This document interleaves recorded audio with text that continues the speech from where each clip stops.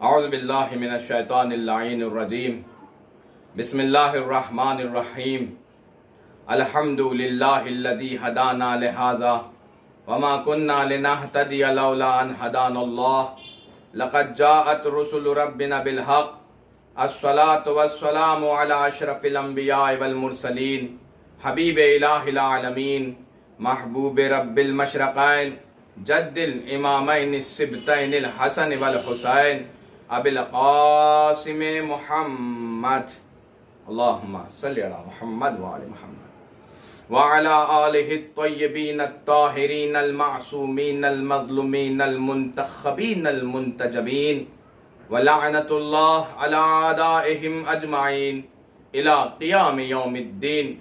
اما بعد فقد قال اللہ تبارک و تعالی فی القرآن الحمید وهو اصدق الصادقین وقولہ الحق.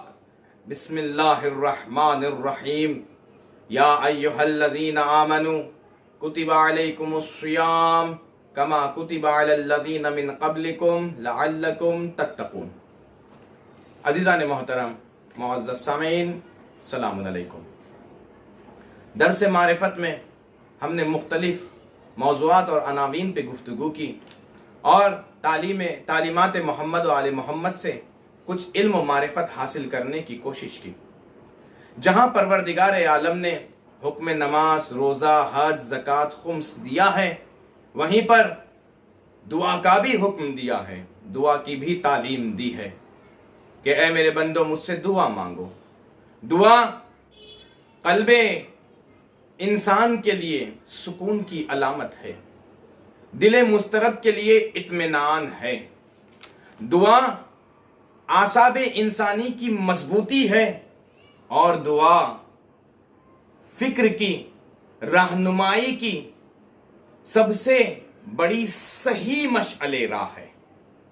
عزیزان محترم، دعا خدا کا پسندیدہ عمل ہے. دعا انسان کو خدا کی طرف بلاتی ہے، مقرب الہی بناتی ہے. دعا انسان کو سکھاتی ہے کہ انسان محتاج خدا ہے. دعا مومن کی سلاح ہے، سپر ہے. دعا مومن کے لیے ایک ڈھال ہے. دعا سے انسان ایک مومن آدمی بروایت و حدیث چاہے تو پہاڑ کو اپنی جگہ سے بھی اٹھا سکتا ہے. دعا کو بھی اور دعا مانگنے والے کو بھی خدا پسند کرتا ہے. یہ خدا کا پسندیدہ عمل ہے. خدا خود چاہتا ہے کہ اس کا بندہ اس کے سامنے گڑ گڑائے، عجز و عاجزی کرے، منتیں کرے، مانگے، روئے. جو چیز اسے چاہیے خدا سے ضد کر کے لے، بالکل اسی طریقے سے جیسے ایک بچہ باپ سے مانگتا ہے. باپ سے چاہتا ہے کہ وہ چیز لا کر دے جو بچہ چاہتا ہے.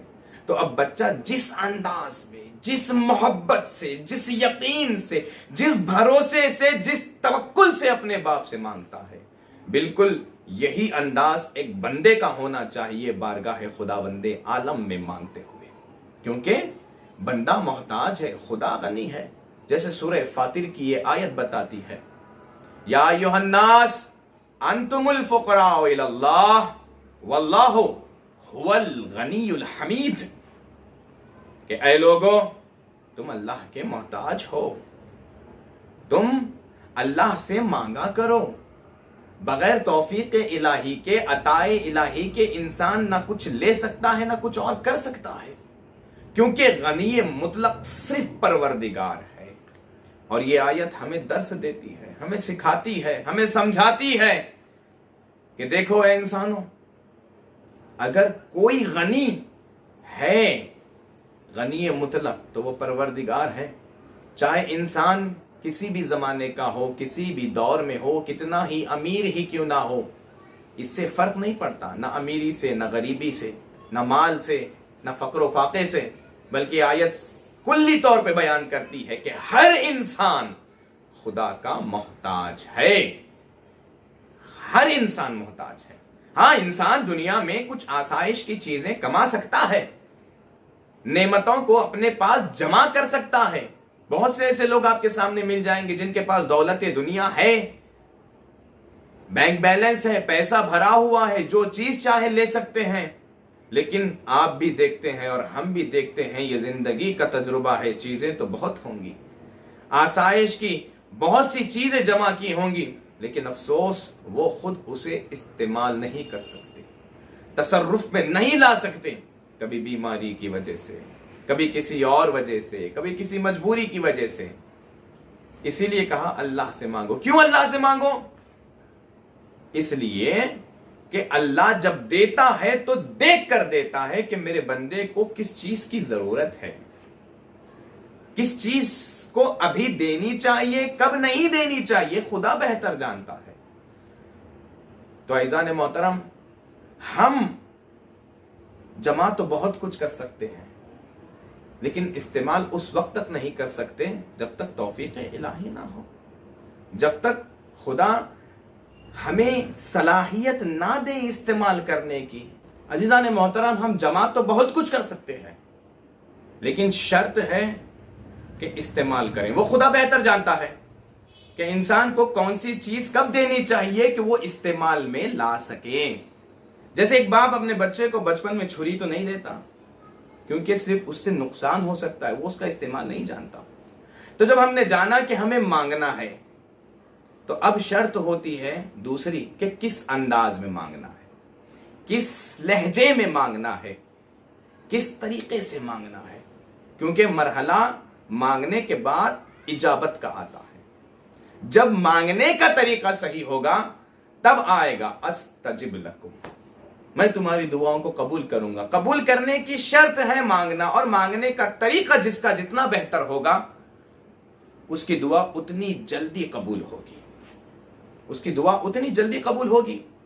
تو عزیزان محترم، اب ہمیں جاننا ہے کہ کون سی دعا کس انداز میں، کس وقت، کس لہجے میں مانگنا ہے۔ جیسے اگر مقروض ہے تو کس انداز میں خدا سے گزارش کرنا ہے، اگر مریض ہے تو شفا کیسے طلب کرنا ہے، اگر بے اولاد ہیں تو اولاد کو مانگنے کے لیے، لینے کے لیے کون سے الفاظ کا استعمال کرنا ہے، اگر محتاج ہیں تو فقر و تنگدستی کو دور کرنے کے لیے کس انداز میں ہاتھ پھیلانا ہے، اگر استغفار کی دعا ہے، گناہوں سے معافی چاہتے ہیں تو گڑ گڑانا کس انداز میں ہے۔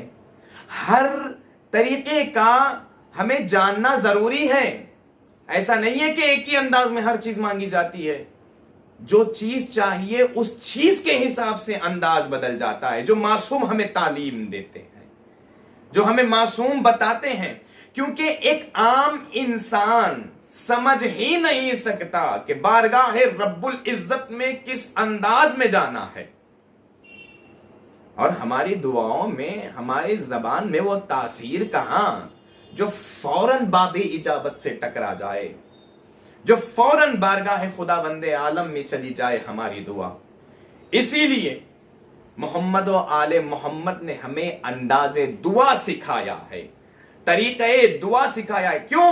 اس لیے کہ محمد و آل محمد کے علاوہ کوئی ذات ایسی ہے ہی نہیں جو انسان کو بارگاہ خدا میں جانے کا طریقہ سکھا سکے، جو انسان کو بارگاہ پروردگار میں ہاتھ پھیلانے کا سلیقہ بتا سکے، ایک معصوم کے علاوہ کوئی اور نہیں بتا سکتا، کیونکہ ہم گناہگار بندے، ہم نافرمانی کرنے والے انسان، ہماری زبانیں نہ جانے کتنی گالیوں سے، کتنے برے الفاظ سے بھری ہے، اور اس زبان سے دعا نکل کے قبول ہو جائے بعید ہے، ناممکن ہے۔ ہماری زبانیں نجس ہیں، ہم نہ جانے کتنے مومنوں کو تانے مارتے ہیں، ہم نہ جانے کتنے لوگوں کا دل توڑتے ہیں، کتنے لوگوں کو گالی دیتے ہیں، نازیبا الفاظ کہتے ہیں، اور اسی زبان سے بارگاہ الہی میں کچھ مانگے تو مل جائے، ناممکن۔ اسی لیے کہا مانگنے کی شرط ہے انداز کیسا ہونا چاہیے، الفاظ کیسے ہونا چاہیے۔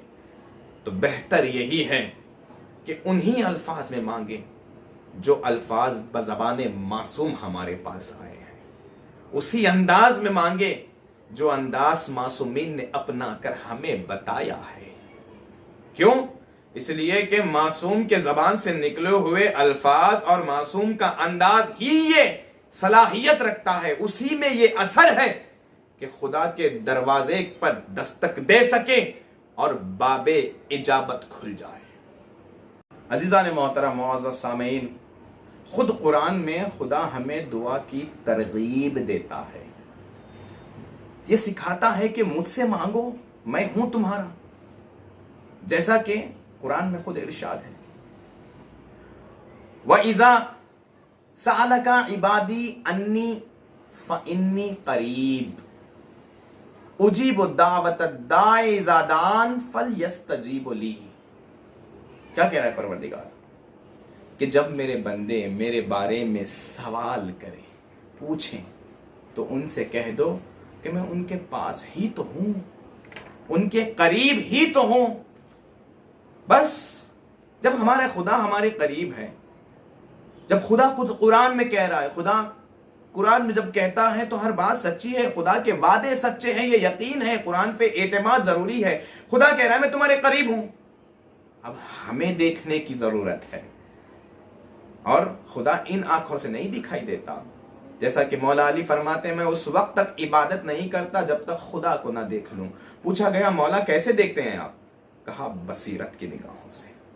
تو امام ہمیں بتا رہے ہیں خدا تو کہہ رہا ہے میں تم سے قریب ہوں، تمہارے پاس ہی تو ہوں، شرط یہ ہے کہ ہم اپنی بصیرت کی نگاہوں کو کھولیں۔ اب جب بصیرت کی نگاہوں کو کھول کر خدا سے سوال کریں گے، مانگیں گے، تب خدا جواب دیتا ہے۔ ان سے کہو کہ میں ان کے قریب ہی تو ہوں، اور جب مانگنے والا پکارنے والا پکارتا ہے، مانگتا ہے، سوال کرتا ہے تو میں سنتا ہوں اور اس کی دعا کو قبول بھی کرتا ہوں۔ اس آیت میں ہمیں یہ معرفت ملتی ہے، یہ بات ملتی ہے، آیت سمجھاتی ہے کہ صرف مانگنا ہی نہیں ہے کہ ہم گئے بیٹھے کہا خدا دے دے، کہا نہیں، بلکہ خدا ہمیں اس جملے کے ذریعے سے سمجھا رہا ہے کہ میں ان کے پاس ہی تو ہوں، مطلب پہلے سمجھو، جانو کہ خدا کہاں ہے، خدا ہر لمحہ تمہیں دیکھ رہا ہے، اور حدیث میں آیا ہے خدا ہماری شہرت سے بھی زیادہ قریب ہے، اور جب ہم خدا کو پہچانیں گے تب دعاؤں میں تاثیر ہوگی، تب ہماری زبان میں تاثیر آئے گی، تب جا کے ہم وہ انسان بن سکتے ہیں، وہ مومن بن سکتے ہیں کہ الفاظ نکلے اور باب اجابت سے ٹکرا جائے۔ یہ ہوتا ہے جب معرفت حاصل ہوتی ہے۔ اسی لیے مولا کائنات نے دوسری حدیث میں ارشاد فرمایا اپنے آپ کو پہچانو، من عرف نفسہ، جس نے اپنے آپ کو پہچانا اپنے پروردگار کو پہچان لیا، اپنے خدا کو پا لیا اس نے، ہے نا۔ پہلے اپنے آپ کو پہچاننا ہے، تب جا کے خدا پہچان میں آئے گا۔ جب خدا کو سمجھیں گے، جانیں گے ہماری صلاحیت کے اعتبار سے، ورنہ خدا کو کوئی پہچان نہیں سکتا، کوئی جان نہیں سکتا۔ جتنی ہماری صلاحیت بڑھتی جائے گی معرفت کی، دعائیں اتنی جلدی قبول ہوتی چلی جائیں گی۔ دعا ایک عظیم عبادت ہے۔ جب خدا نے ترغیب دی تو معصوم نے طریقہ بتایا، اور معصوم نے ہمیں انداز دعا سکھایا، اور کئی حدیثوں میں بتایا کہ دیکھو دعا مانگو، دعا افضل ترین عبادت ہے۔ جو دعا نہیں مانگتا، خدا کی بارگاہ میں اپنے آپ کو محتاج نہیں سمجھتا، شرک کی ایک علامت ہے جو کبھی معاف نہیں ہوگی۔ امام محمد باقر علیہ السلام فرماتے ہیں افضل العبادہ الدعا، بہترین عبادت دعا ہے۔